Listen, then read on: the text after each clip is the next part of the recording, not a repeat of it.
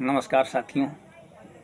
आज मैं बात करूंगा साकार और निराकार पर, क्योंकि अक्सर देखते हैं कि साकार को मानने वाले लोग और निराकार को मानने वाले लोग जब एक पास इकट्ठा होते हैं और उनकी जब चर्चा होती है तो वो चर्चा जो है बहुत बेजोड़ होती है। साकार वाले साकार की पूजा करते हैं, अर्थात मूर्ति पूजा करते हैं। निराकार वाले लोग मूर्ति की पूजा नहीं करते, वो निराकार मान लेते हैं कि हाँ, ईश्वर निराकार है, खुदा निराकार है, लेकिन उसके स्वरूप को नहीं समझ पाते कि अगर निराकार है तो किस रूप में। साकार वाले तो मानते हैं कि हाँ, मूर्ति एक स्वरूप दे करके, एक आकार दे करके, और उसी को ध्यान में रखते हुए उसकी पूजा करते हैं, और धीरे धीरे मन जो है ये निर्मल हो जाता है। निर्मल होने के बाद उनको भी इस बात का ज्ञान होता है कि वह ईश्वर जो है सर्वत्र है और निराकार है।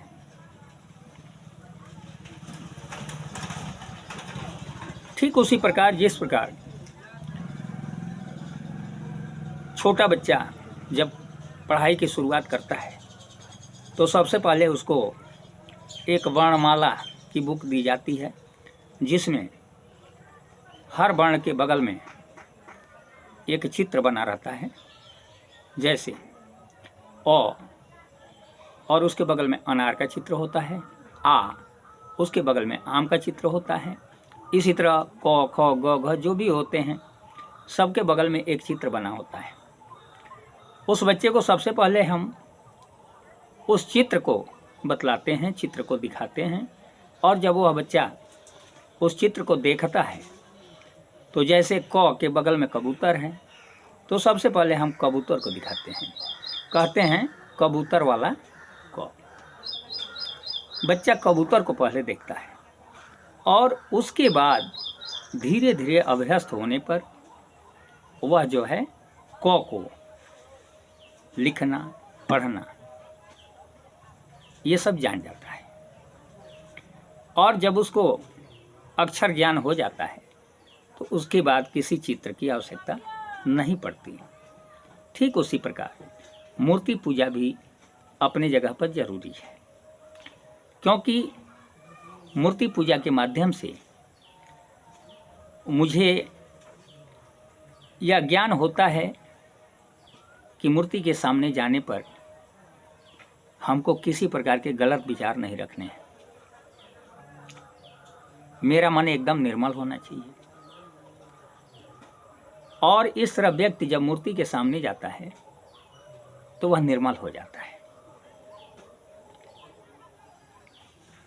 बहुत ऐसे लोग संत महात्मा जो मूर्ति की पूजा करके और ईश्वर का साक्षात्कार किए हैं, वह एक माध्यम है, इसलिए हम उसका विरोध भी नहीं कर सकते। साकार और निराकार दोनों के संयोग से ही यह संसार चल रहा है।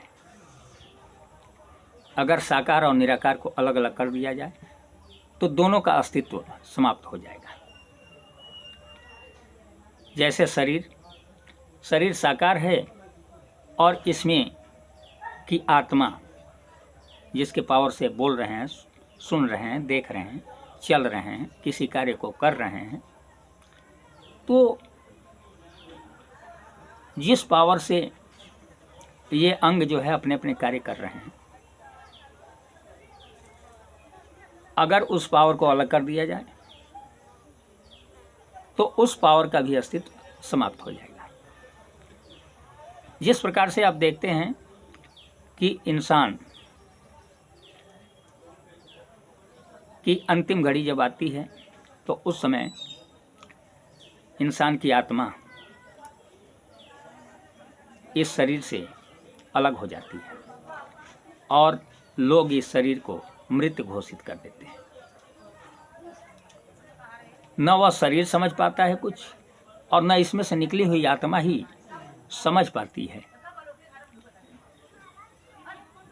जब तक इसमें आत्मा थी, इस शरीर में, तो इसका एक नाम था शरीर का, और उस नाम को पुकार करके कोई बुलाते थे तो वह व्यक्ति जो है समझ जाता था कि मुझे बुलाया जा रहा है और वह वहाँ पहुँच जाता था। लेकिन जो ही इस शरीर से आत्मा अलग हुई, शरीर निर्जीव हुआ, तो उसके कान में जाकर के खूब चिल्लाइए, लेकिन वह जो है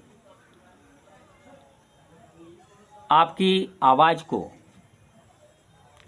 नहीं समझेगा।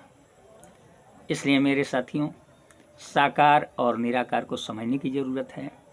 तुलसीदास जी कहते हैं कि सगुण ही अगुण ही नहीं कछु भेदा।